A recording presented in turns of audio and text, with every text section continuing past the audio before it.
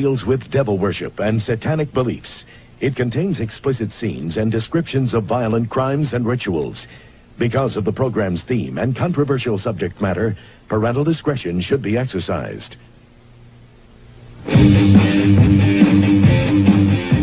have to give a blood sacrifice to Satan. It's supposed to keep you protected. It's supposed to keep you pure.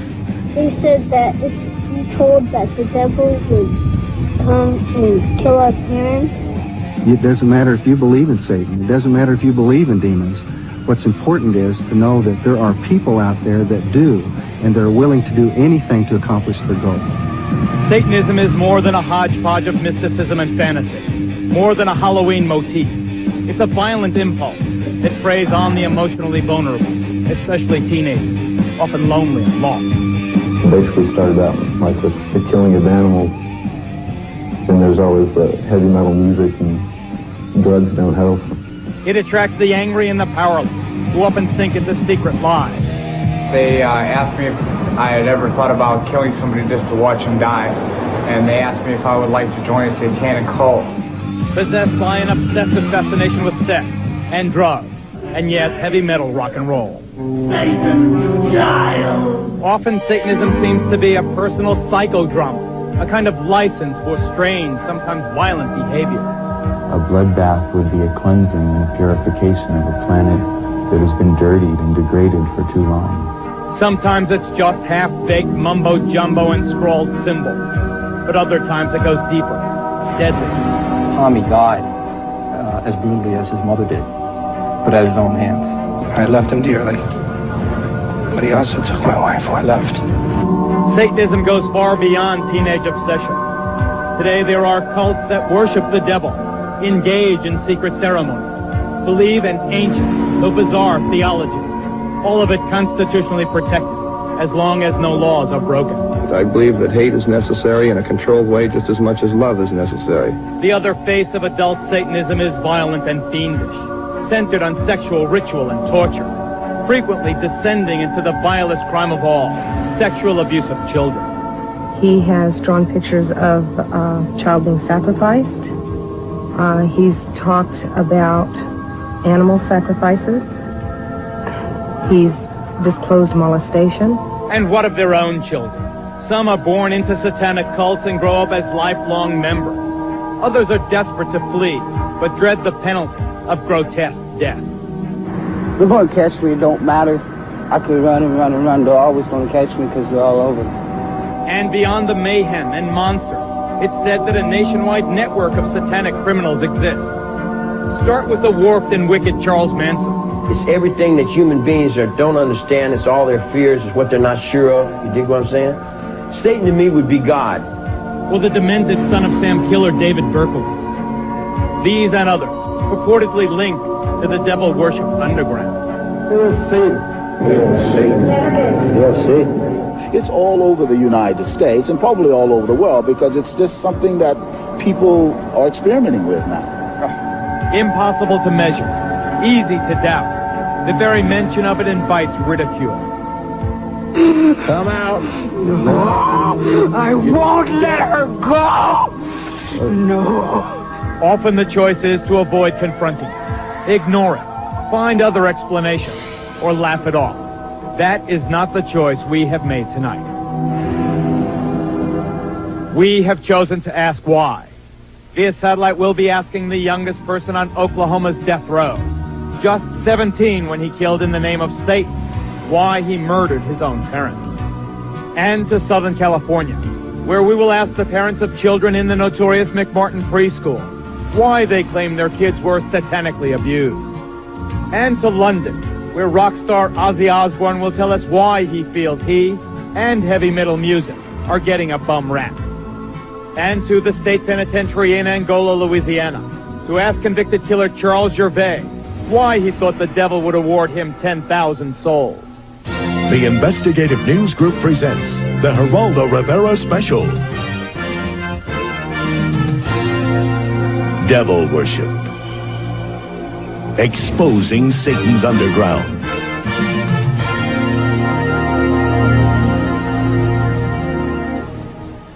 Whether a Satan exists is a matter of belief. but we are certain that Satanism exists. To some, it's a religion. To others, it's the practice of evil in the devil's name. It exists, and it's flourishing. Members of our studio audience tonight will attest to that. They are friends and foes of Satanism, devil worshippers and law enforcers, experts and victims. They'll help us understand this force that exalts evil and darkness. We'll be asking why. Why does it exist?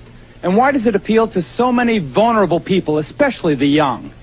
Now, the very young and the impressionable should definitely not be watching this program tonight. This is not a Halloween fable. This is a real-life horror story, and it will give small children bad dreams.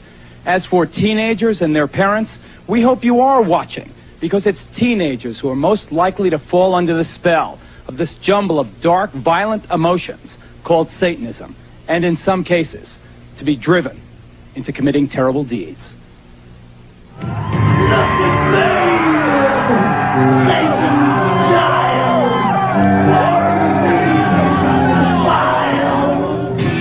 Being into heavy metal doesn't necessarily mean your kid's also into Satanism, and most of these fans are not. But there is an undeniable connection between obsession with the really hard stuff and the occult. This stone pony from Kansas City is named Spike. The upside down cross is a symbol of Satan. Ozzy is a rock and roll singer, and most acid rock is involved with Satanism. Let him who hath understanding reckon the number of the beast. A heavy metal freak from Louisiana, Joe got himself into self-mutilation in Satan's name. We'd cut our arms and let the blood drip into a cup, and we'd pass it around and drink from the cup, from each other's blood. Kim from Colorado also practiced the gruesome ritual. Violence with blood. We like to see blood, and we used to eat blood and stuff like that. Drinking blood as entertainment is apparently a staple in the acts of heavy metalists like Wasp. My life became centered not only around the marijuana I was smoking and the booze I was drinking, but it became centered around Satan. Although Satanism is more obvious in the lyrics of groups like Megadeth, Slayer, Venom, and Iron Maiden, in St. Petersburg, Florida recently, satanic symbols filled the air at this concert by Danish-born King Diamond.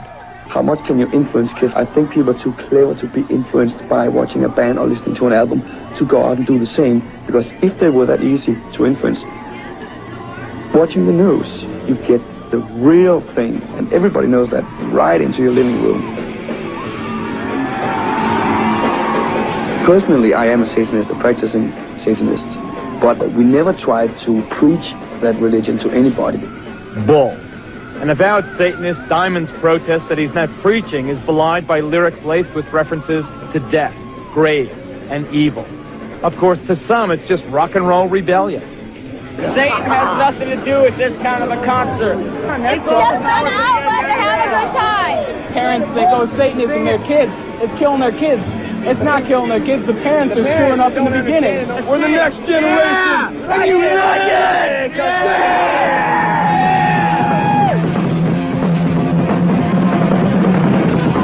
Whatever the connection, there is no doubt that teenage satanic activity in this country is increasing dramatically. In Bayou country in southwest Louisiana, one persistent problem has been grave robbing.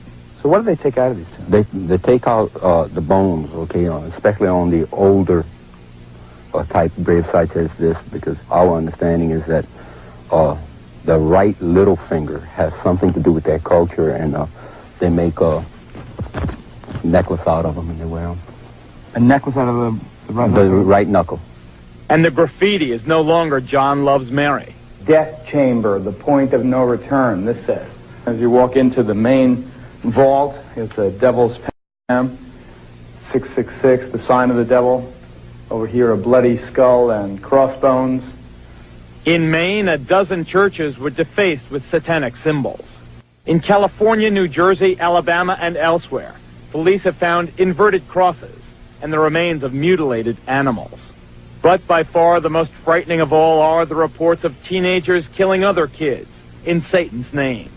Item, Douglas County, Georgia. I'm sorry for you, young lady, and I sentence you to a term of life in prison. I'm sorry for you, and I wish you good luck. Remove her from the courtroom, Mr. Sheriff.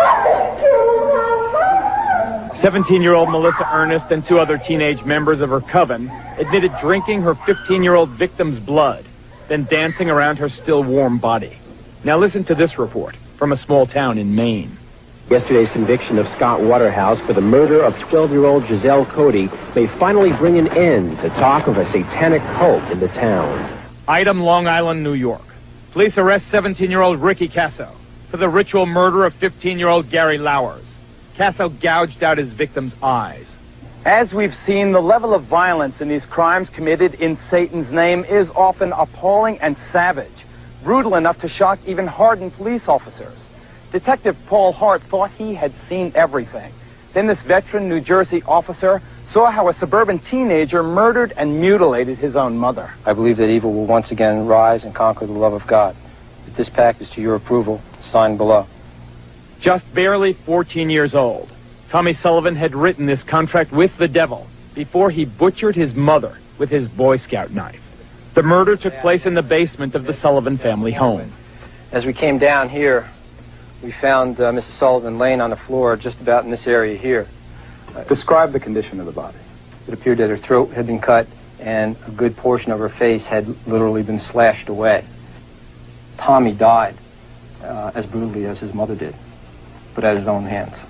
What did Tommy then manage to do to himself? What wounds did he inflict on himself to kill himself? His first self-inflicted wounds were a series of wounds to his wrists.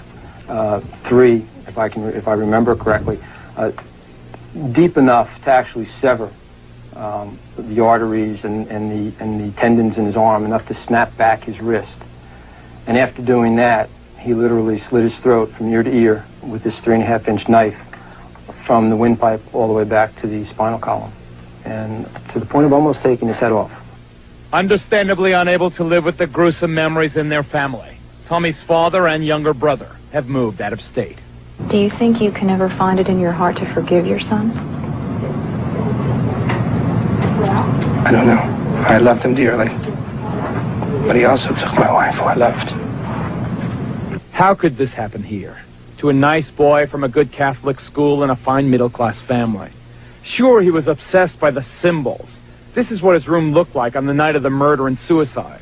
But heavy metal is not answer enough. You're a veteran of Vietnam. Had you ever seen anything that brutal? Certainly in an area like this, in a town like this, in a neighborhood like this, you don't expect to see that type of violence. And it was brutal. It was brutal, and there's few of us that will forget that.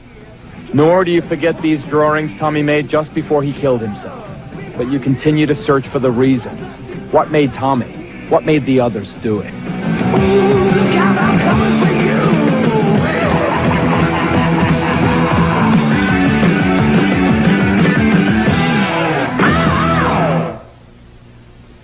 As reporters investigating this story for months, we have a good idea of what's going on in this country.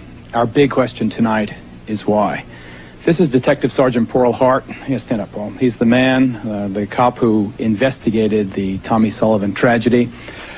I've never heard of wounds that ferocious, and the pictures are even more appalling. Pictures that we did not show here. Do you think, you're not a theologian, you're a cop, do you think that Tommy was possessed? I think that possession is a state of mind, and it would have been a hell of an interview with Tommy had we located him. Certainly, like I had said before, his death was as violent as his mother's. Father LeBar, you investigate these cases for the Catholic Church. Is it the Church's position that demonic possession is possible? It certainly is. There have been many cases down through the centuries, many in our own decade, for example, of where the devil has actually possessed people and caused them to do many strange things. So you believe it's possible? I believe not only is it possible, it is a reality in some very select amount of cases. Let's go to London for a quick exchange with Ozzy Osbourne. Ozzy, I'm glad you're on the program. I'll interview you in greater detail in a couple of minutes. The one thing I have to ask you now, though, is, of course, the vast majority of your fans and the fans of heavy metal music are not Satanists. But there is no doubt, at least not in our reporting, that that heavy metal music plays a role. Every single kid that whose case we know about, who committed a violent act in Satan's name, was also into heavy metal music. What's your response to that, Oz? Well, I don't really know. All I do is make music. You know, I don't sit down and purposely plan to freak everybody out. I mean, I always have played heavy metal music. I suppose when I was younger and I started writing songs, my world was kind of dark and dingy. You know, I came from a working class family who had nothing, no dough, no prospect of ever having much money, and so that's how I saw the world as a child. And so, well, not all my songs are about Satanism. Of course not. In fact, if you stand by, Ozzy, because I want to get to Sean Sellers, who's the youngest kid ever to go on death row in Oklahoma. Sean is a kid who murdered his mother, murdered his stepfather, murdered a convenience store clerk. What did Satanism have to do with it, Sean? What did Satan, do you feel, have to do with, first, your murder of that convenience store clerk? Satanism was, well, the murder was because it was a, how do I say this so that you can understand it? It was a sacrifice to prove allegiance to Satan, to prove my hatred towards society and everything. Well, hatred towards society is one thing, Sean, but how does Satan make you commit murder? Yeah, but Geraldo, Sean, in that particular situation, Sean Sellers... This is Tom Wedge, an expert in Satanism, who is with Sean in the Oklahoma State Penitentiary. Yeah, right. Go ahead, quickly. Sean had broken every one of the 10 commandments except thou shalt not commit murder. And after he worshiped before the altar and asked for powers from Satan, he went out to do this. Technically, it was a human sacrifice.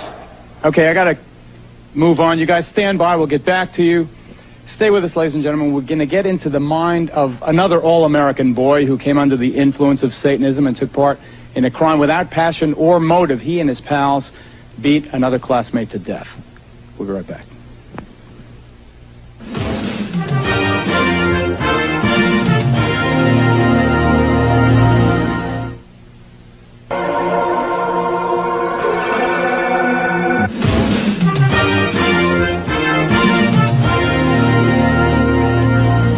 As you may have heard, we faced a much publicized dilemma in putting this program together. Many of the things about Satanism are offensive, and putting on an offensive television show was not our aim, so the most gruesome scenes have been left out. Now, what we've kept is strong. We think it's strong enough to get across an effective warning. Satanism can be cause for concern. Its roots are anywhere. Its roots are even in the very heartland of this country. Take a look. Carl Junction, Missouri. A town of about 4,000 souls in the heart of the Bible Belt, where people believe in God and the devil. Periodically, satanic graffiti and some mutilated animals turn up, causing alarmists to cry that satanic cults are operating in the area. Those charges were routinely discounted until a group of students from this high school shocked the entire nation. Late one night last December, 4 teenagers who had been dabbling in Satanism carried baseball bats, a cat, and a length of rope to an isolated spot near their small town here in Missouri. By the time the night was over, the cat had been mutilated and one of the boys beaten to death by the other 3, who then dumped his body in a well. One of the kids who did it, Pete Rowland, is now serving life sentence without parole here at this maximum security facility in Fulton, Missouri. The other 2 boys, his classmates, were also sentenced to life. Have you ever been in Here in the first interview since the murder, Pete Rowland talks about the satanic elements of the crime. What was it about Satanism that attracted you? Power. Just, you know, with power comes girls, just the feeling of people looking up to you, popularity. You're a good-looking guy, smart. Wouldn't you have those things anyway? It just seemed easier through the devil. The devil was the spur for this murder, which Pete confessed on this never-before-seen police videotape. Yes. Go ahead and show us what you did. Okay. I got him right through here, and I grabbed hold of the hand, and I pulled him through to right here. We saw the victim, and he was still moaning a little bit and going, like kind of like that. Right this bat here, Pete. Okay, this is the bat that I threw. This is the third bat. Quite a bit of blood and hair on this thing. You can see a lot of hair on the end of it. Who all hit him? Me, myself, Jim Hardy, and Ron Clement. It basically started out like with the killing of animals. Then there's always the heavy metal music, and drugs don't help. Sometimes I didn't feel like I was the master of my own body. Like something else kind of took over with inside of my mind. What took over? Just the violence, the devil, lust and greed for drugs, for money. Pete gradually withdrew from family life. That is probably one of the main things I noticed.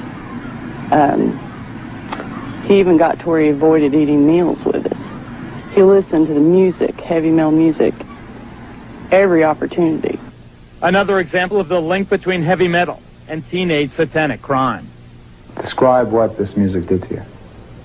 It was kind of like in the way of when we killed animals, it was just like, it would just things would go through my mind, and I could see the thoughts, I could see me hurting someone, you know, torturing people, and just along with the words too. Some of it was just all hail Satan and ripping apart, severing flesh, gouging eyes, things like that, you know.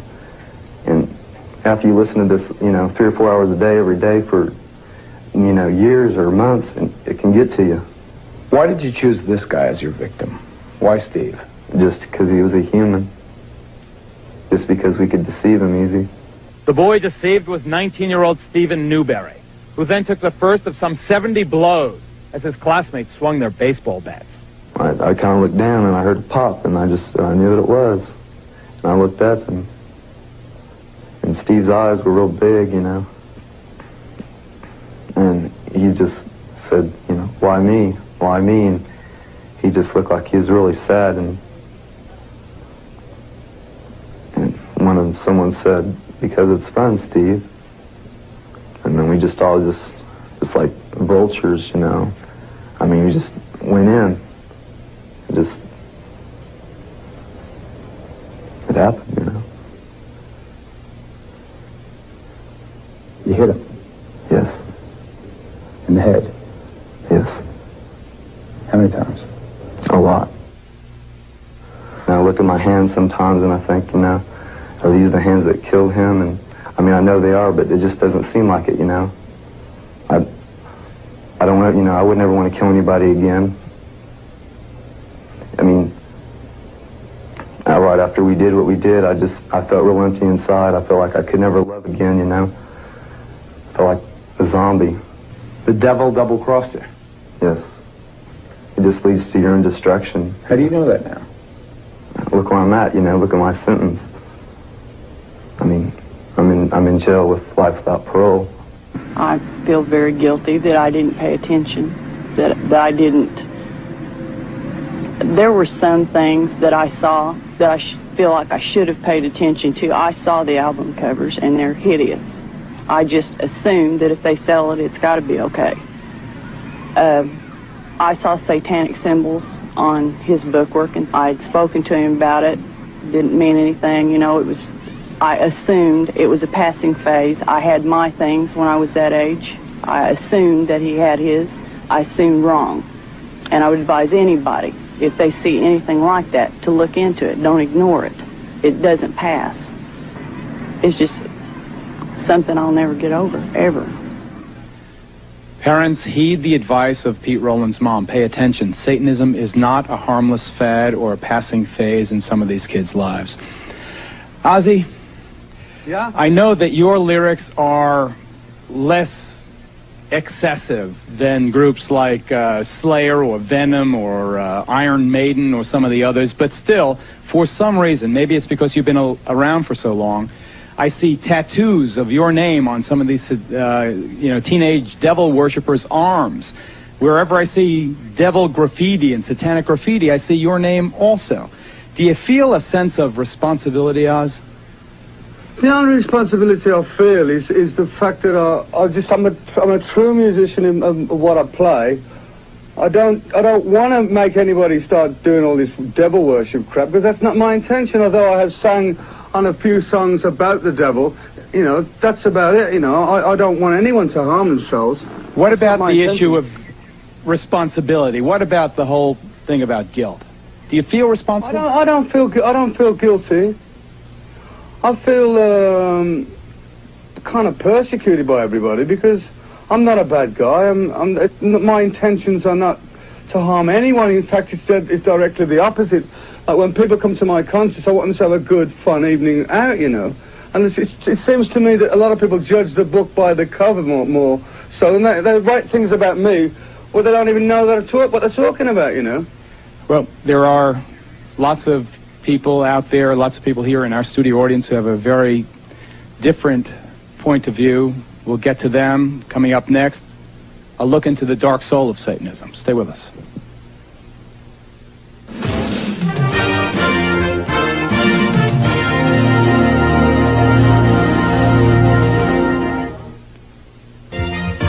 Satan means whatever I'm looking at, whatever I want it to mean.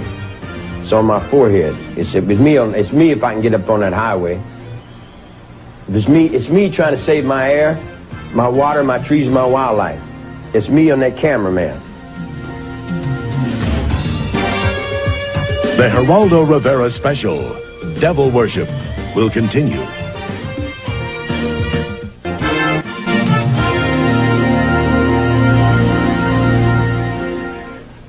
Once again, a warning about some tough language and descriptions in a report that we'll have for you in just a moment. Let me introduce you first, though, to Zena LeVay. Her father, Anton LeVay, is, I guess, the founding father of Satanism in this country. Founding it about 25 years ago, Zena? Yeah, approximately 25 years. Can you tell us with any certainty how widespread the religion of Satanism is in this country or around the world? Well, the religion is worldwide. We have members just throughout the world, and it's a legitimate religion. It's perfectly within it's legal. But how many people? Hundreds, thousands, tens of thousands, hundreds of thousands? Hundreds of thousands, I can't say. Thousands, easily. What is it, Dr. Aquino? Dr. Aquino, the high priest of the Church of Set? Temple of Set. Temple of Set, also a colonel, interestingly enough, in the United States Army. What is it, this Satanism? I think that there is some confusion tonight because this same term means something different to Satanists than it does to Christians in the United States. By our own standards, the people who you've shown in these film clips would not be Satanists, either present or in the past. Rather, they would be the failures of a conventional religion. I appreciate your opinion. What is it, sir, then? What is Satanism? Well, originally the Church of Satan, when it was founded, was composed not of people with a hatred for Christianity, but of people who, by and large, were agnostics and atheists, because they felt that the institutions which had arisen around Christianity had failed in their moral commitment. So Satanism itself became an emphasis on rational self-interest and on taking responsibility for your own intellectual and ethical decisions. Rational self-interest, you call it? Yes. Okay, one thing we do know that Satanism has in common with other religions is the belief that the devil can inhabit your body. Remember the movie Exorcist, the film? It dealt with ridding the body of Satan in a ritual called exorcism.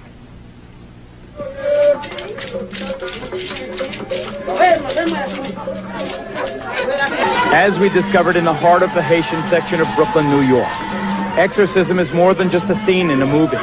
It's a common aspect of some people's religious beliefs. Operating out of the back room of this religious curio shop, a voodoo priest regularly performs exorcisms. This one on a woman whose persistent stomach pains were thought to be caused by the devil inside her. I know you've been possessed by the devil for so many years. He been bother you. Just today you come to me, and I'm going to let them know he cannot bother you again. With the help of several assistants, and accompanied by throbbing traditional music, the priest's incantations built to a crescendo. Then, in a moment of almost sexual release, the devil was purged from the patient. That you can take. That you can take all the malady, all the sickness away from you. Yeah. In every way, Southern California is a very long way from the heart of Brooklyn.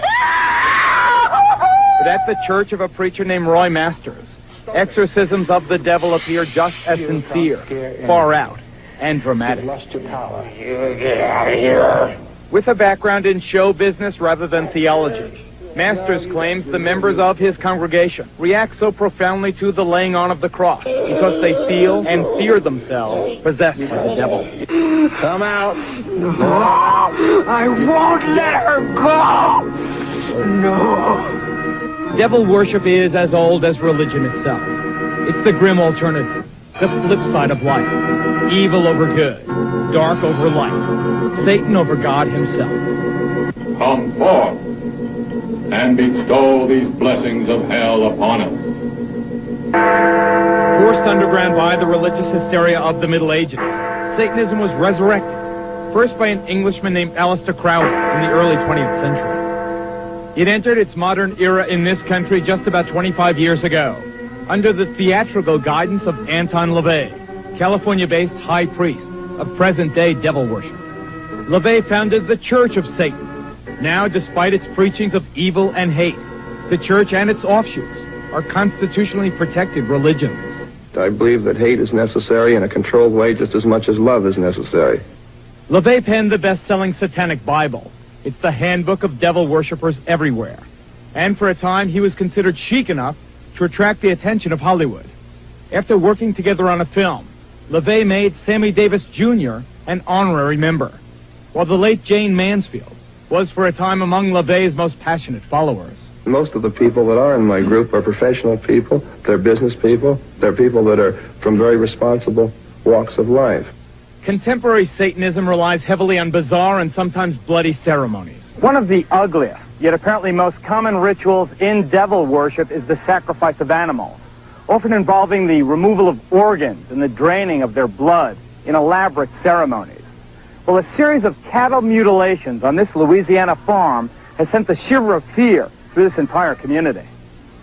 Show me the evidence that this was some kind of ritual. Oh, this hole right here and the tail, they cut the tail off. The same thing with the ears. They cut the ears off. Right.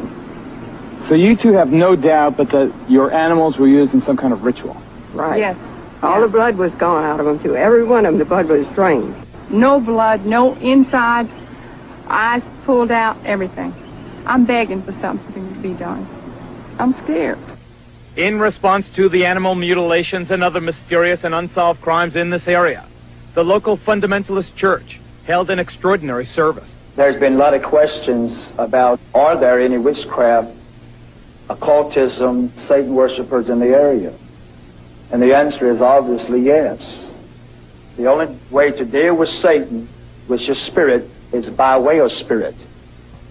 The preacher asked his flock to protect themselves with their faith, but some chose a more down-to-earth method.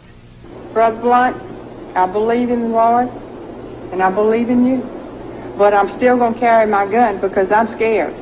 In our investigation, we discovered that some of Satan's soldiers are also high-ranking officers in the United States military. Here at San Francisco's Presidio Army Base, for example, Lieutenant Colonel Michael Aquino led a double life as a satanic high priest. The colonel's cult is listed in the San Francisco telephone book, and his phone answering machine boasts of his affiliation. This is the Temple of Set. The temple is the only international satanic religious institution fully recognized by the United States government. Indeed, the Army does officially recognize Satanism as a legitimate religion and supplies chaplains with this guide for ministering to the satanic soldier. Yet unofficially, some charge that Army bases have become sanctuaries for devil worshippers. Just last month, under a full moon, I took a midnight tour of the Presidio grounds with police investigator Ed Abanovsky. Are you saying that there was a satanic cult active right here on the Army base? Yes, we believe so. There's evidence to substantiate that. they had satanic rituals going on. There was an altar in there, and all of the graffiti on the wall would indicate that. Let's see if I can see it. How'd you find this place? This was a fortification during World War II. During World War II, where they had gun batteries. I can see a pentagram painted on the wall. I can see the words Prince of Darkness. On this wall, I see several inverted crosses and other obvious satanic ritualistic paintings or symbols. Joseph, we've agreed to conceal your identity, but you are an officer in the United States Army. That's correct. And you were an officer in the United States Army during the time you were a member of this satanic organization. Yes. Did the authorities at the Presidio know that a satanic organization was active on their base during the time that you were a member?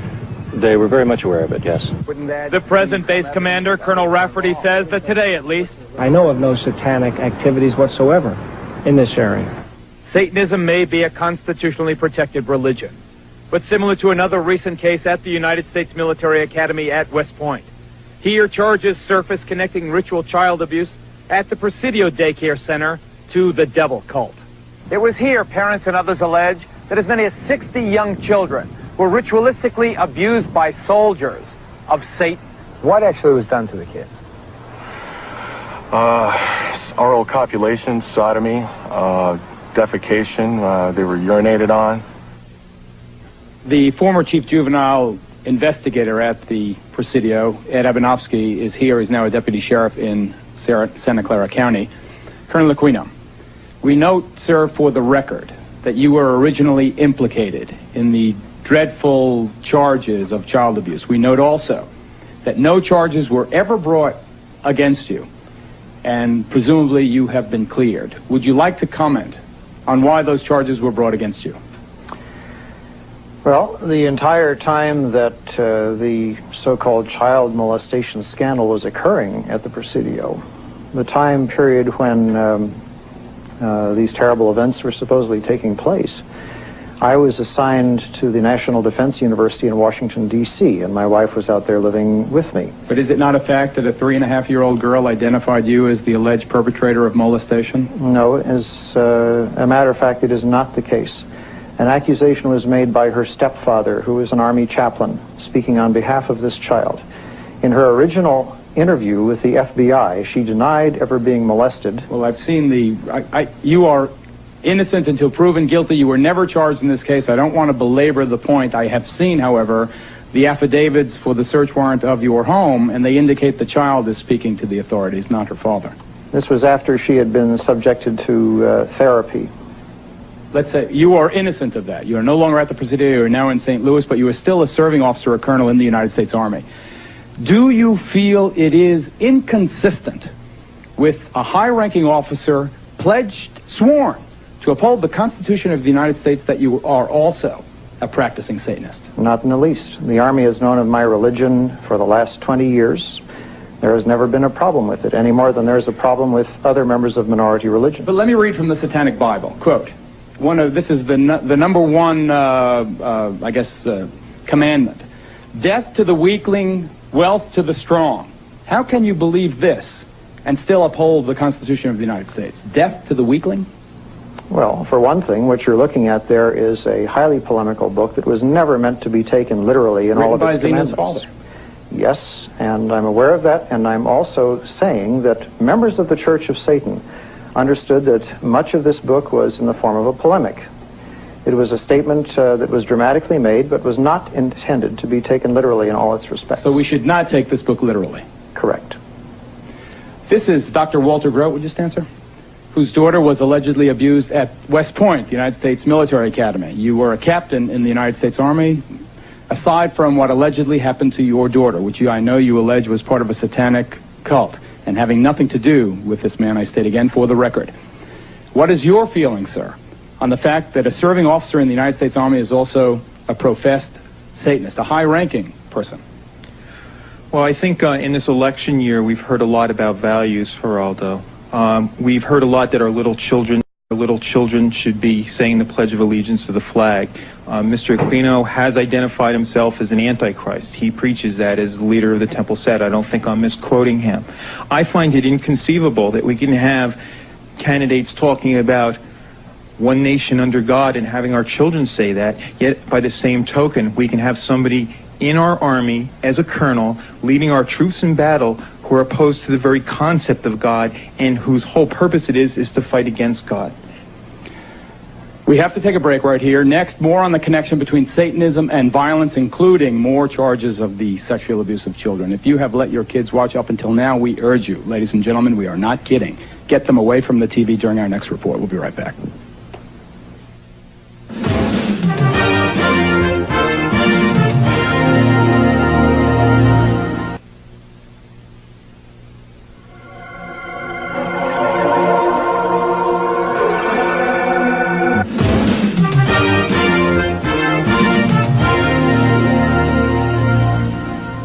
Once again, parents, we urge you to heed our strongest warning about this next report on the abuse of children, the alleged abuse of children, because if the point of devil worship is evil, what could be more evil than this? That's the baby right there. Right here? Uh-huh, it came out of her already. What'd they do to the baby? Then David took it and kept throwing it against the wall, and he killed it, and he took it in the house. No, you saw that? Yeah. These are pictures that can chill a parent's soul. They're a symptom that something dreadful, unspeakable has happened to the child. In this case, it's an 8-year-old boy from Grenada, Mississippi. They took us in an old caboose. And they had these things they called Spains. Spains? Yes, Spains. They stuck it up my butt. Who stuck it? David. Your dad? Uh-huh. Ow, did it hurt. 2 doctors have provided medical evidence that from a very early age, this boy has been repeatedly abused. His mother goes further. She claims the sexual abuse happened as part of a satanic ritual. Do you allege your husband was part of a satanic cult? I allege that he was the high priest of a satanic cult. David, the boy's father, has never been formally charged. He's now in hiding. Now, incest is certainly not new, but apparently more and more of it is taking on the dark overtones of Satan. She talked about there being a Satan, and she talked about there being boys that had hurt her. Listen to what this 5-year-old girl from Orange County, California, told her mother her father did to her. Daddy was heading the meeting, and he wore a real-life baby foot around his neck. She says they each drank the blood, and then they all hurt me. Said, how did they hurt you? She spread her legs and pointed to their crotch and says, right here. And it gets worse. According to his family, this severely traumatized 10-year-old boy, also from Southern California, was allegedly molested by a trusted neighborhood minister as part of an ongoing satanic cult. Jimmy talks about having a gun held to his head, about being shown a skeleton, about having to touch the skeleton. He has drawn pictures of a child being sacrificed. He's talked about animal sacrifices. He's disclosed molestation. In the very places created to care for children, in nurseries and daycare centers across the nation, there are increasing reports of ritual sexual abuse. The children of McMartin are still filled with lurid stories of their awful experience there. What did they say the devil would do to you? They said that if we told that the devil would come and kill our parents, and he said that we wouldn't live to be the age 9. What were they doing to you? Molesting me. What does that mean? What does molesting you mean? Touching us in places we don't want. And then they would, threaten us, oh, you don't say a word, else we're going to come to your house and kill everybody except for you, and we're going to send you to the devil and everything. And they would scare us really much. No region in this country is beyond the reach of the devil worshippers. Even here in the heartland of America, stories of ritual abuse crop up. The children you're about to meet were born into it. They say their parents forced them to witness bloody rituals, and even they say to participate in ritual murder. Now in the safe haven of a concerned foster family, the children are haunted by their personal nightmares. My dad was involved in a lot of it. Okay, he's like one of the main guys. He's a leader or something. He made us have sex with him and with other guys, and he's done it with other people. I don't know. I just don't like him. Tell us what else besides having sex with him and the other guys that made you do. kill kids and be there and involved in everything else that happened. And I had to be there. And if I didn't, he threatened, you know, like, you're going to be killed, or people aren't going to believe you if you tell anybody. Or I'll find you, you know. So he said there's no way out and you must do it. We found out she had been defecated on, that it was smeared all over her body and put in her mouth. My children have talked about all of those things and worse. They've talked about having to kill other children. Well, she told me about the time from as we think was about a year and a half, 2 years old, when this was the Satanic cult that she was involved with. And she was made to take a gun and put it up to someone's head. It was another child, and pull the trigger. One of the greatest difficulties in reporting a story like this one is that so much of it sounds so outrageous, too dreadful, too bizarre to be true. Well, here in Nebraska and elsewhere across this nation, concerned citizens have gotten together to defeat that disbelief. This organization is called Believe the Children. Its guiding principle, that the stories these young victims are telling are too widespread, too consistent not to be true. The stories are so outrageous, and I am such an honest person, I assumed everybody would believe me. And to this day, I'll get in the middle of a story and I'll think, they're going to think I'm crazy. This sounds crazy. But when you begin to hear this same thing time and again, different stories, but the same horrible underlying things, the same behaviors in the kids, I just want to scream. I'm a stranger. I come up to you and you tell me this story and I say, I don't believe you.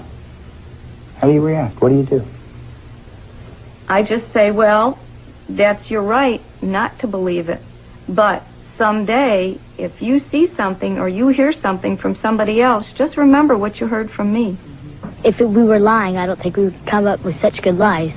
Are you telling us the truth? If this isn't true, I mean, you can do anything you want with me, but it's true. So sad.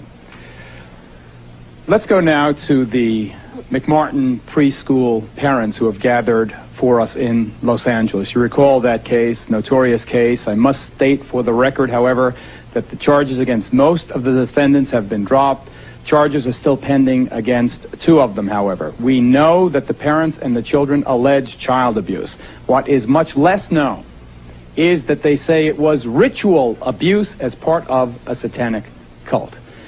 Whoever is the designated spokesman there, please tell us why you believe this was part of a ritual cult, abuse as part of a satanic cult. Well, the easiest reason to that question, Geraldo, is the fact when the children started talking, they started talking about robes and candles. They described an Episcopal church.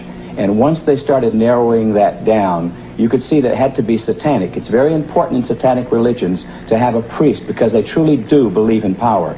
The difference only between Catholicism and the Episcopal religion is almost done. They both use wine, they both use bread, and so on. The truth about Satanism is they truly do use blood, and they mix it with urine, and then they also use the real meat, the real flesh. This is what makes Satanism true, and this is what 1,200 molested kids in the city of Manhattan Beach have told the Sheriff's Department, and it's an outrage that we are where we are with this case, and these poor unprotected kids that have, that's a third of the school system in the city of Manhattan Beach has been molested.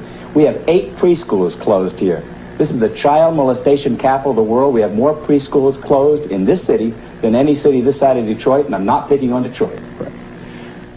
You may have heard of a case here in New York recently where last year, actually, a little 6-year-old girl called Lisa Steinberg was murdered, allegedly by her own step-parents. Well, that trial for the murder of that little girl opened here in New York today. There were some shocking developments. The defense attorney stated that in some way the parents, or at least one of them, was a member of a satanic cult. That just today here in New York. We're joined now by Maury Terry, author of The Ultimate Evil. He has been studying this and other satanic cases. Why do you believe the satanic cult had something to do with this case of Lisa Steinberg? Well, in the first instance, Geraldo, the police removed demonology books from the Steinberg and Nussbaum apartment in New York. In the second place, I have seen writings done by Hedda Nussbaum, the mother of Lisa, if you will, in which she admitted that she was involved with a cult on Long Island that practiced rituals and conducted pornography and were involved in child pornography. What's this? Here is Hedda's diary. This is her own diary? Had his appointment book diary from 1983. You can expect to be subpoenaed after this, sir. Yes, and in it you can see here that Hedda was calling deprogrammers, cult deprogrammers, back in the fall of 1983 in order to try to get herself out of this group in Long Island that she had gotten involved with. You have a sketch drawn by Lisa? We found in the Steinberg apartment a sketch drawn by Lisa in her own hand. Look at it, ladies and gentlemen. Book. That's drawn by Lisa Steinberg with the satanic pentagram on it and with the descending crescent moon above it. This, I was told, confirmed by a principal involved in the case, that this was the costume that Lisa wore at the rituals on Long Island, and that the costume scared her. I was also told by a principal involved in the case that they put makeup on Lisa in order to make her look more like an adult, and she hated wearing the makeup. The prosecution is trying to present this case as a simple homicide. What I'm saying to you here now is that there is a lot more evidence in this case. The case goes much deeper than is being portrayed as going, and this evidence that we're revealing here tonight should certainly graphically illustrate that fact. We'll be right back, folks.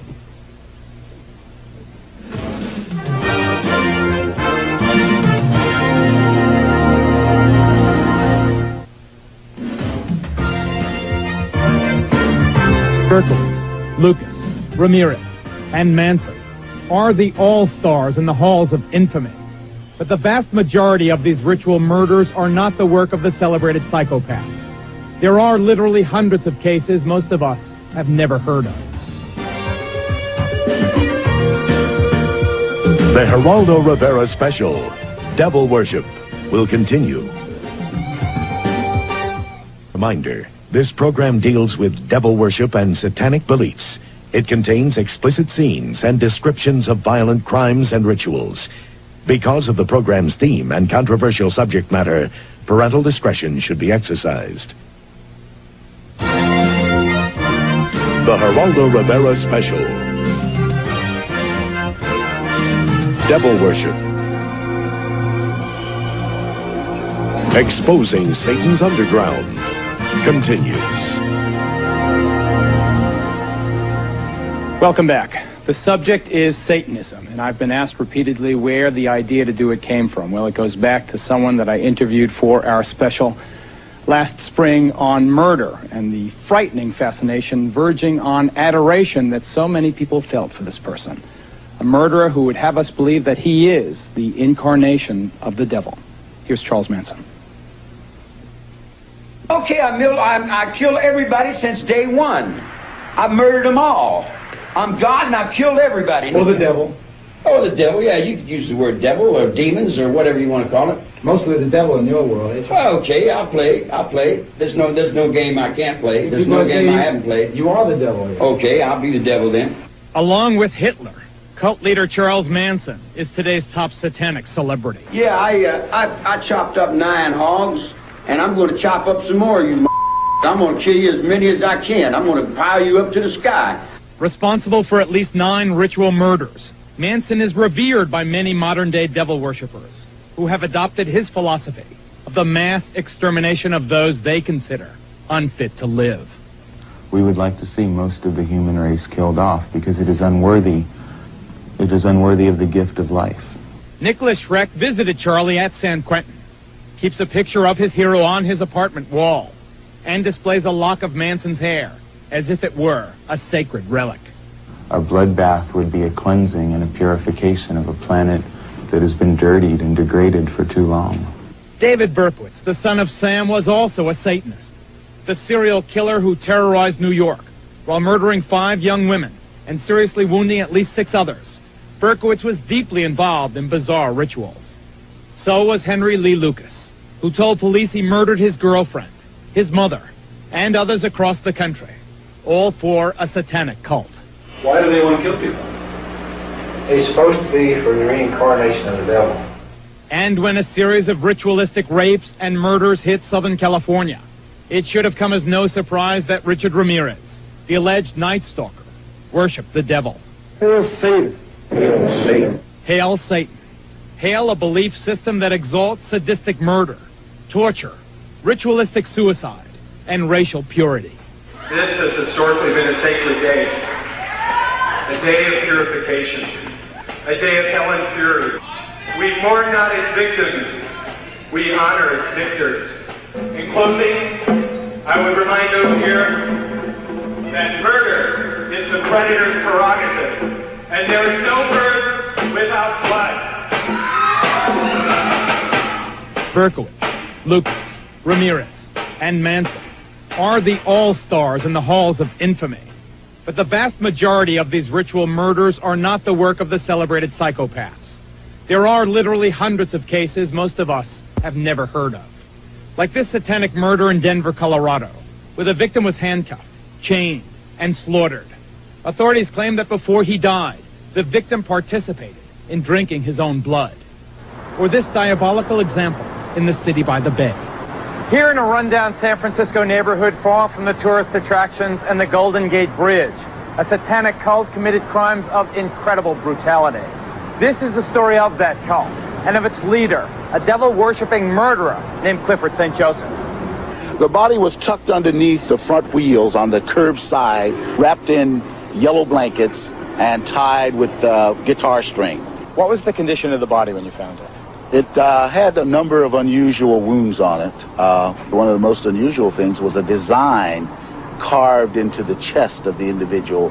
And once we examined it more closely, it was an upside-down pentagram. The Devil's Pentagram, the inverted five-pointed star found on the unidentified corpse of St. Joseph's victim, is apparently the principal signature of Satanists. Like a recurring nightmare, it shows up at crime scenes and in their graffiti everywhere. At St. Joseph's apartment, where this grisly murder was committed, I talked to Ed, a fringe member of the cult, and the state star witness. What was going on in this apartment? They asked me if I had ever thought about killing somebody just to watch him die, and they asked me if I would like to join a satanic cult. Ritual crime was apparently a regular occurrence at this apartment. In this case of torture and murder, the victim has never been identified. For purposes of this case, he was called John Doe number 60. The first cut would be to the lips. That sealed the person's mouth for all eternity. They also poured wax, I guess, in the eyes, and that sealed their eyes for all eternity. They did much more to John Doe number 60, but we'll spare you the details. Caught and convicted of murder, kidnapping, and ritual abuse, St. Joseph and another cult member are currently serving long prison sentences. Ed remains free, although he claims only to have been a reluctant participant in the murder of John Doe 60. He does admit bringing a teenager here to be chained up and ritualistically abused. How can you say you have no guilt when you bring a 17-year-old kid in here, you help shackle him to a radiator, and then participate in his torture and sexual abuse? Well, I never participated in torture, and no torture was allowed of him. You were having sex with a kid who's chained up. What are you talking about? Well, Ricky, first of all, likes that type of sex. What was going on here is a nightmare. Yes, it is. Yes, it is a nightmare. Are there devil worshippers, are there murderers involved in this particular case still at large? In this particular case, yes. We do know we have one person identified, other man identified who was present during this particular homicide. Do you think that this ritualistic stuff is spreading? It's all over the United States and probably all over the world because it's just something that people are experimenting with now. Satan means whatever I'm looking at, whatever I want it to mean. It's on my forehead. It's me if I can get up on that highway. It's everything that human beings don't understand. It's all their fears. It's what they're not sure of. You dig what I'm saying? Satan to me would be God. That man is so repugnant. All of these satanic murderers are. The acts that they have been convicted of committing are so horrible that the question could fairly be raised again, why are we doing this broadcast? We are doing it, ladies and gentlemen, because it's our feeling that these cases are too often overlooked, too often underreported. We think that there is a widespread problem here that you deserve, that you need to know about. Joining us right now via satellite, we have another convicted satanic murderer. His name is Charles Gervais. He is currently serving a life sentence in Angola Penitentiary in Louisiana. Mr. Gervais, why, in Satan's name, did you hammer and strangle to death an innocent person? Did you really think, sir, that they were going to give you 10,000 souls, this devil? Well, Raldo, I can't talk about my case. Get to the point about Satanism, Charlie. Okay. There's a lot of confusion in it, and it's mostly people that really don't understand. Listen, what about this 10,000 souls, Buster? That's what I want to know about. Well, that's what I've got into Satanism for. Why? Why? Because it possessed power. Where were you going to get this power? Where were you going to use this power? In hell. In hell. You're going to kill a person on earth to get the power of 10,000 souls in hell? Are you sick? Nope. Why aren't you condemned to die? Why aren't I? Yeah. Did you use Satanism as a defense? Yes. Ted Gunderson, FBI veteran, former head of the regional office in Los Angeles. Is there a network of these satanic murderers in this country, do you allege? I cannot say that there's a network of satanic murderers. I can say that based on information furnished to me by confidential sources and informants, based on interviews with dozens of survivors from the satanic operations through the years, satanic beliefs, etc., I can say that there is a network of these people across the country who are very active. They have their own rest and relaxation farm. They are in contact with each other. It ties in loosely to the drug operation, ties into motorcycle gangs, and it goes on and on. They have their own people who are specialized in surveillances and photography and in assassinations. After this commercial break, we're going to have the anatomy of a satanic crime, showing you why law enforcement has had such a difficult time coming to grips with the strange, shadowy world of satanic crime. Stay with us.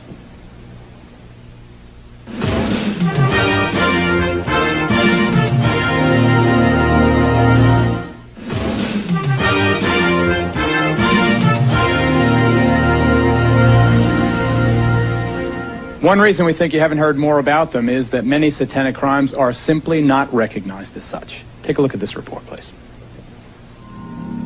These ritualistic crimes are everywhere, and yet in most communities they are either overlooked or underreported. There's an example going on right now here in Kansas City that tells us why.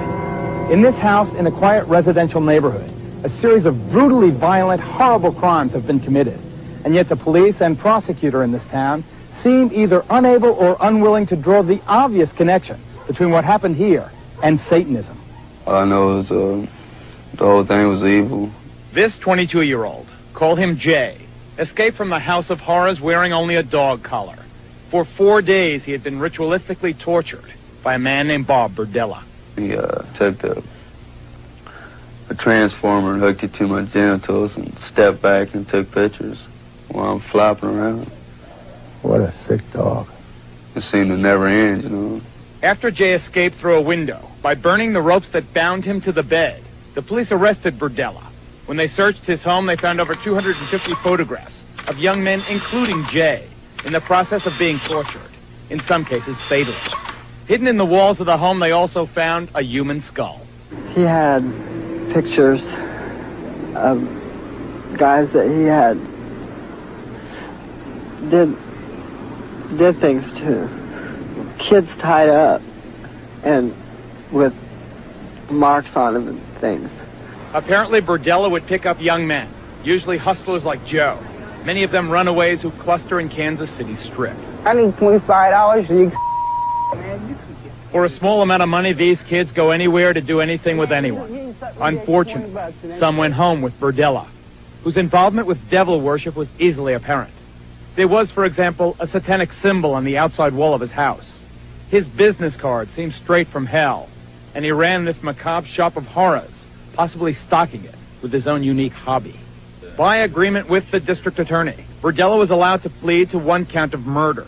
He received a life sentence, but many people in this community are outraged that the investigation went no further. Did the police pursue these allegations of satanic involvement? The police department, it's my understanding, called in some people who knew about witchcraft to talk to them about that. That particular aspect of the case basically went nowhere. County legislator Carol Cole disagrees.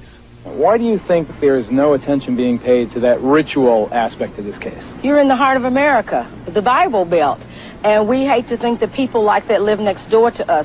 We're turning our backs on, acting like it doesn't happen. We're putting our hands over our eyes as if it didn't occur here, that it was just a murder. This is Detective Lee Orr of the neighboring Kansas City, Kansas Police Department. Do you believe there is a satanic aspect to these horrible crimes? Yes, I'm sure there is, yes. We've also had contact with people that have come out of the occult, Satan worship, who have definitely made statements, and who I've interviewed, that state that Mr. Burdella was involved at a higher level than most in the occult. If these allegations exist, as we merit you that they do, isn't it reasonable that if you pursued them with vigor, you might find evidence that could pin more of these crimes on this man, that might help solve some of the cases of missing children and missing young adults that you have in this and surrounding communities? There isn't any question that if there are people who have information about him being involved in witchcraft or Satanism, and that information has not been given to us, that we would love to have it because it would be further leads that we could follow. Here perhaps are some leads for investigators to follow. Item. Police reports obtained by us show local authorities have long been aware that devil worshippers were conducting large-scale ceremonies in the Kansas City area. Item. This young man says he was an eyewitness to a sexual orgy at Burdella's house, one with heavy satanic overtones. And item. This woman claims she met Burdella through her former husband, a high priest in a local satanic cult. We were at a meeting in the area, and he was up on the platform in a throne, which symbolizes that that sacrifice at that particular meeting was for him, was done for him. So he was in an exalted position. He was a VIP. Yes, he was. What happened there at that ceremony? There was a young man killed, a young boy. He was 16 years old. Did you ever tell the police about any of this? No, I didn't. Why? People don't believe you when you talk about these things. People just do not believe these things happen. Remember, aside from the torture and sodomy of Jay, who escaped, Burdella has pled guilty to just one murder, a runaway whose skull was found inside his house. A second murder charge is pending. Yet police sources tell us Burdella is suspected in at least 7 homicides. When they excavated his backyard, they found remains of 3 people. Paul Howell believes his missing 19-year-old son was among them. They found a head right up here, I believe. A skull? A skull right up in this area somewhere. It is one thing for law enforcement to be uninformed. It's quite another, though, for them to refuse to follow known leads. Paul Howell alleges they did exactly that, with the information he provided from his own investigation. For 3 years, he says, he begged them to investigate Burdella's suspected connection with his boy's disappearance. I dug through his trash and found different things. At one time, I thought it was dog remains. Later on, after the investigation, the police come in 3 years later, I found out that this is the way they said Bob disposed of some of the waste of the human remains. He put them in dog food bags and set them out in the trash. What must it be like to a father to think that his own son was disposed of in pieces in someone's garbage? It's just very upsetting, naturally, and want to get even. You want to find everybody that's involved beside Bob and hope that it don't happen to anybody else's kids. It apparently also happened to Harriet's kid, Bonnie's husband James, who disappeared in 1985. When James first disappeared even, we begged him to do something to go in Burdella's house to get a search warrant for any reason to try to find my son in there, because it had been told to us that he was possibly chained up in the house in there. Photographs of James' tortured, apparently murdered body were among those seized by police. Will you charge Burdella with the murder of James Ferris? That is not something that I can tell you yes or no. Will you charge Burdella with the murder of Jerry Howell? And again, I can't tell you whether or not there will be charges brought against Mr. Burdella or anybody else for the murder of Mr. Howell. Is it possible that by narrowing the focus of the investigation, people who are involved in these awful acts are still free? Yes, there's no question about it. You cannot subdue individuals and photograph them, and you're in the photos by yourself. So there is a great implication that somebody else that participated in this is still at loose, and they're at large in this city, and you're going to be reading about it again in another 12 or 16 months. I hope she's not right, but stand up. This is Detective Sergeant Lee Orr from the Kansas City, Kansas Police Department. You saw him in the video piece. This is retired Detective Michael McKee of the Kansas City, Missouri Police Department. Gentlemen, the Kansas City Star is reporting as late as yesterday that the district attorney in your community is still insisting that the Burdella case of serial murders or alleged serial murders is not related to Satanism, is not a ritual crime. You were one of the first cops on the scene. Do you believe that this case is satanically related? It's my opinion that it is. We recovered a ceremonial robe from the bedroom. When we excavated the backyard and dug up the skull in the backyard, it was buried with a jar of feathers and had some burnt wood with it. We also recovered numerous books on the occult from the residence of Mr. Burdella. Now, whether these cases are not being treated as ritual crimes because of embarrassment to the community or because it's easier for cops just to prosecute them as simple homicides, we don't know. Coming up next, we have talked in this program so far, and you have heard the words about child abuse. A woman by the name of Cheryl Horton and others tell an even more grotesque story, ladies and gentlemen. Having babies to be turned over for human sacrifice to Satan. And we'll deal with that when we come back.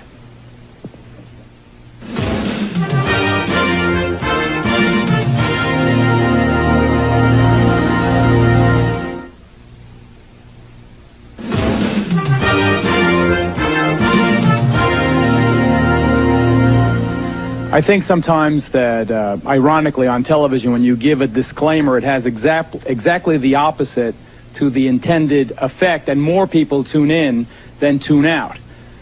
I'm going to say this as straight as I possibly can. I am begging you, if you're a parent and you've got kids there, that this subject is just too upsetting for your young children. Please get them out of the room or change the station. We urge you to exercise parental discretion. It has been established, as you have already seen on this program, in courts of law now, that human sacrifice is sometimes an element in rituals performed by people calling themselves Satanists. There is no longer any doubt about that, though just how often it actually is done is obviously impossible to know. The ideal sacrifice, we are told, apparently requires babies. And there are those people in satanic sex, including mothers who have belonged, who tell of babies being bred for sacrifice. Take a look, please. Read what they do, Guy. They use blood in their rituals, and the blood that has the most power is baby's blood. In the classic horror film Rosemary's Baby, Mia Farrow is drawn into the clutches of a satanic cult and is married to the devil. This is no dream. This is really happening. She conceives the Antichrist, providing the group with a living symbol of Satan to be worshipped and adored. God is dead! Satan lives! As sickening and unbelievable as it sounds, bearing children for use in satanic rituals may really be happening. My daughter, who I named Wendy, was sacrificed at birth with an upside-down cross and then taken outside and buried.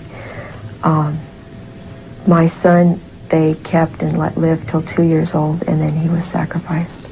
Michael and I had a son, and he was dedicated to Satan at birth, and at 6 months of age, he was sacrificed to Satan. It is most common for the heart to be taken from the child and offered to Satan. These women say they speak from personal experience. They claim to be breeders, forced by covens to bear children, both as a way for the cults to get new members and to find fresh victims for ritual murder. Did you give birth to infants who were sacrificed? My first two Were sacrificed? were sacrificed. I was told it was the highest honor I could ever do as a woman, was to sacrifice my first two. And you did that? I was so brainwashed, I believed their philosophy. Jackie tells us she was able to escape her satanic cult. Today she helps other women, like Donna, who are trying to break free. You killed your babies? Take the skin off. You skin the baby? You take the baby's skin off? Do you feel remorse? Have you told the police? I had to do what I had to do, or I'd be killed like the babies that they made me watch killed, and that they put in my hand. They said, "Obey, or this is you." Jackie, you have some pictures drawn during the therapy sessions by the people who've been through this. Why don't you show me some of them? This picture is a person remembering skinning children and babies and hanging it out to dry. Until skinning them, taking the skin off alive while they are alive, and skin them until they die. And that's how your babies died? They took a little patch about 3 by 4 off of her stomach, skinned her, and said, "We'll skin you all the way if you talk or cry." You learn not to cry real fast. I don't cry. For their part, mainstream Satanists strongly deny these gruesome allegations. Zena is the daughter of Anton LaVey, founder of the modern-day Church of Satan. That's a popular misconception, too, is that children are sacrificed at the altar, or that animals are used for sacrifices. And it's a horrible, horrible misconception. This is real hard for the police because they can never find proof, and that's because the bodies are sometimes consumed for communion, sometimes burnt, sometimes put in concrete. For proof, the women offered a few grisly photos. But as the Satanists are quick to point out, the images of death and decay are impossible to verify. These middle-class housewives that are worried that we want to abduct their children are barking at the wrong tree, because we wouldn't want anything to do with their whole mediocre and corrupt lifestyle. Because the charges are so bizarre, most mental health professionals distance themselves from the entire area of Satanism. But here in Denver, Colorado, the Bethesda Psychiatric Institute has become the first in the country to devote an entire department to treating the victims of ritual crime. Can we believe these stories of sacrifice? I believe we need to believe them. They sound bizarre. They sound beyond the capacity of human beings. But the stories we receive are tremendously consistent. Is this an epidemic? I believe involvement in Satanism is increasing. I believe it is present in many communities around our country, and I believe it demands our attention. But somebody is apparently trying to discourage scrutiny. We've talked to therapists who treat ritual abuse victims, and they tell us of the threats they've received. I have direct knowledge of both death threats on a therapist and an attempt to end that therapist's life, which was unsuccessful. Here in Chicago, a group of well-known therapists from all over the country had the courage to share horror stories of threats and intimidation. Therapists have been directly threatened in ways that are quite alarming to them. The patient indicated to me that she wished to sacrifice the child with which she was pregnant. Naturally, I wasn't too enthusiastic about this. Shortly after this occurred, I started to get telephone death threats. One of the things that I would add is that we are now hearing these reports from literally hundreds of therapists in every part of the United States. Someone out there is telling us to back off. Still, the greatest toll seems to be on the women who say that they have bred babies. Babies that were sacrificed for Satan. I will probably have nightmares tonight about it, as I have about my Joey that I have been talking about. I wake up screaming for him now in the middle of the night. I dream that he's lost and I'm trying to find him. Sickening, so incredibly outrageous, so incredibly unbelievable. But Zena LaVey, are these women lying? You have to understand that every single thing you've given as examples of Satanism here are completely from a Christian standpoint. That everything you've put forth as being considered satanic is not considered satanic by my standard or my definition of Satanism. Lying? Well, have the bodies been found? Where are they? Cheryl Horton, who joins us via satellite from Los Angeles. Cheryl Horton. Zena LaVey, a Satanist who A, points out that this is not in keeping with her teaching, but B says, where is the proof? Where is the proof? Why is there no proof if what you're saying is true? Hi, Geraldo. There's no proof for a fact of one thing. They burn the bodies. They either do that, they'll chop them up and dump them in the ocean, or they'll pour them in concrete, or they take and they use them for communion and eat them and then make bones out of the tools. Cheryl, listen. These The people stories, are doing listen, murders. let me interrupt you. Cheryl, Okay. please, let me interrupt you. The stories, dump in the ocean, chop up the bodies, these things, they sound like they can't be happening. Ted Gunderson, respected law enforcement professional, recently or retired now from the FBI, former regional director of Los Angeles. Do you, sir, believe that these dreadful allegations of babies being sacrificed are true? I absolutely believe it, without any doubt. Based on the information that's been given to me across the country by numerous survivors and by confidential sources and informants. Then why don't you name these people and arrest them? Never a name, never an arrest.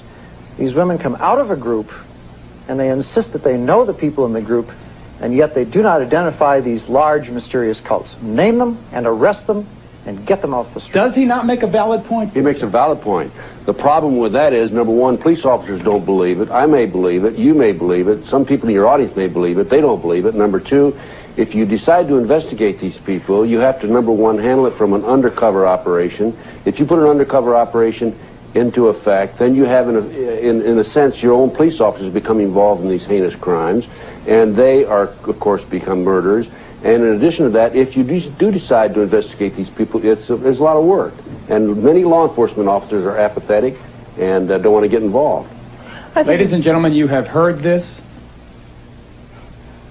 The debate here could rage over this issue alone for hours and hours and hours. Michael Aquino is right when he says there have not been any successful prosecutions for this horrible allegation. Ted Gunderson is a sincere man with a good reputation who says that there are difficulties in the prosecution. Still, the point is it has never been proven in a court of law. Obviously, it needs more investigation, but if these things are happening, then there should be a national task force of federal and state and local cops working together to prove or disprove.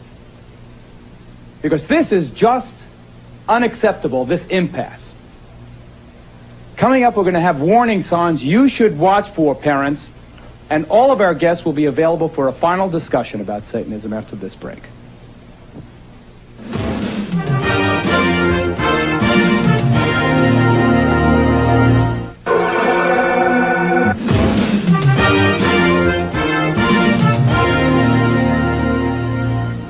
Father LeBar, from the point of view of the Catholic Church, is this something Catholic parents, and I'm not singling out the Roman Catholic faith, obviously this affects children of all races, colors, creeds, religions. It seems particularly strong, as you've seen over the course of the last 2 hours, to be very strong in the so-called Bible Belt among fundamentalist Christians. But from the point of view of the Roman Catholic Church, is this something for parents to be concerned about? Something very much for parents to be concerned about, because in our Catholic theology, we know the power of the devil. We know the influence that the devil can have directly and indirectly. And whether you want to deny it, as the Church of Satan people want to do, or call it by another name, it doesn't matter. It's the power of evil, the force of evil, and it's that thing which disrupts ordinary human life, which, as we've seen, happening so often. So it is necessary for parents to beware and be Dr. careful. Aquino, is it the force of evil? Does it disrupt? Is it a force for everything negative? Well, if you're talking about Satanism as legitimate Satanists define it, absolutely not.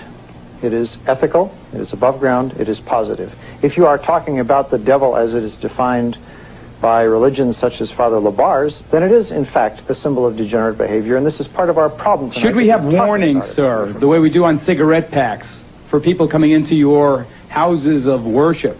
Warning, this sect may be dangerous to your health and the health of the people you know. No, because in the case of the Temple of Set and the Church of Satan, we have not had any problems with criminal behavior.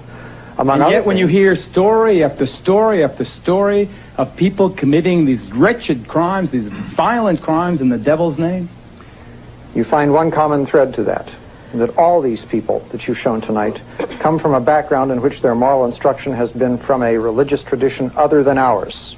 It may be Father LeBar's, It may be some other mainstream one, but it is not that of Satanism. Sean Sellers, condemned to die by lethal injection because of the murder of your mother, your stepfather, and a convenience store clerk. You've heard the Satanists say that it is not the teaching that is wrong, it is the person that's wrong. Are you using Satanism as a cover for your violence? No, I'm not. I've heard quite a few, well, I can call them as lies on the show right now. I've heard Dr. Aquino say that Satanism is not, or the ideals that we're talking about here are not Satanism. That is because Satanists believe that good is evil and evil is good. And so, of course, they're not the ideals that he believes in. He believes that evil is good. That is what I believed in. I heard him say that the Satanic Bible is not to be taken literally. But I talked to a 16-year-old boy yesterday who takes the Satanic Bible literally. I've been working with a lot of ministries around the United States trying to get and help people get out of the occult. He takes the Satanic Bible literally. I took it literally. A lot of people are taking the Satanic Bible literally. And I heard Anton LaVey's daughter say that these babies who are being sacrificed, you know, that's not Satanism. Or she wouldn't answer to saying that it was. The fact of the matter is that kids are abducted, teenagers are drawn into the occult, and a lot of them are being used for occult sacrifices. And there's been so much on the show that you've shown so much pain and blood and all this other gore and stuff, but you really haven't shown how to get out of the occult for those who want to get out. There is, let me tell you a story about a friend of mine. Tell it briefly, Sean. Go ahead. Just give me 1.5 minutes. Go ahead. Her name is, well, anyway, she works with the Watch Network in Texas, and she told me that a lady called her and said, my daughter's involved in Satanism and I want her to get out, but I don't want her to become some kind of Jesus freak or anything like that. Sue told her, I'm sorry, I can't help you. A month later, the girl was living with her aunt and uncle because her mother was in an insane asylum and she was threatening to kill her aunt and uncle. What's your point, Sean? She destroyed 3 lives, her mother's, herself, and her aunt and uncle's, because she didn't want her mother didn't want her to become a Jesus freak. I want to tell you right now, there is no other way out of Satanism except through Jesus Christ. Do you believe in the devil to this day? I believe in the devil, but I don't worship the devil. I'm a Christian. I stand up boldly and proudly and proclaim my faith in Jesus. I'm telling you, there is no way out of Satanism except through Christ. Do you feel a sense of frustration that people don't believe you when you talk about what happened to your daughter? Yes, I do. The problem with this whole issue is that because the crimes are so heinous, that people don't want to believe that an adult would do this to a child. And I don't know about the Church of Satan or the Temple of Set. I can't say that they had anything to do with what happened to my child. But if you look at a child's behavior, a child who's been ritually abused, there is no way that you can say that these things that they're talking about didn't happen to them. From the nightmares, to the running around the room when they disclose, to the latching on, to the crying and saying, Mommy, Mommy, Mommy, don't go out, because if you go out, they're going to kill you. Threats, intimidation, fear. That's how this happened to my child and children all across the country. And it may have nothing to do with Dr. Aquino or Miss LaVey. All I know is what's happening to kids all over the country. They're being ritually abused. I don't know who's behind it, but it's happening. And parents have to be aware that children are not lying. Police officers have to listen to children. Listen to what they're saying and look at their behavior. Because a child cannot talk like you and I, who's been ritually abused. We'll be right back.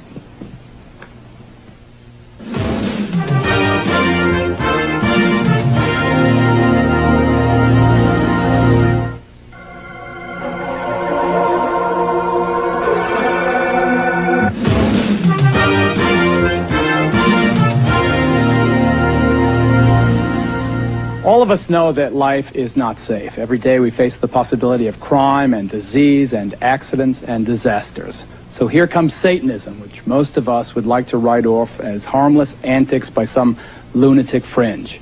A few years ago maybe, but not now. We have seen that Satanism can be linked to dope and to pornography, child abuse, and to murder. It has led seemingly normal teenagers into monstrous behavior. They preach mysticism. Other people, however, practice evil. And that is why we brought you this report tonight. I'd like to thank all of our guests, especially those we did not have a chance to get to. I'm Geraldo Rivera, ladies and gentlemen. Thank you very much for watching. We'll see you next time. Good night. I wish